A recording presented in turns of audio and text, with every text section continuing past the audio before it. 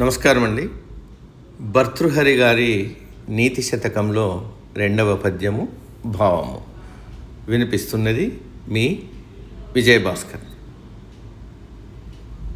బోద్ధారో మత్సరగ్రస్తా ప్రభవస్మయదూషితా అబోధోపహతా చాన్యే జీర్ణమంగే సుభాషితం అగ్నః సుఖమారాధ్యః సుఖతరమారాధ్యతే విశేషజ్ఞః జ్ఞానలవదుర్విదగ్ధం బ్రహ్మపితం నరం నరం జయతి. భావం: బోధించే స్థానములో గురువులు మదమత్సర అసూయ పూరితులై ఉన్నారు. పాలించే ప్రభువులు గర్వాంధులై ఉన్నారు. సామాన్య జనులు విని గ్రహించగలిగినంతటి తెలివిగలవారు కారు.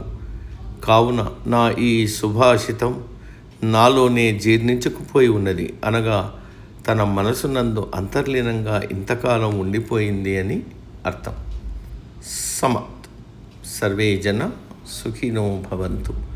అందరూ బాగుండాలి, అందులో మనము ఉంటాం.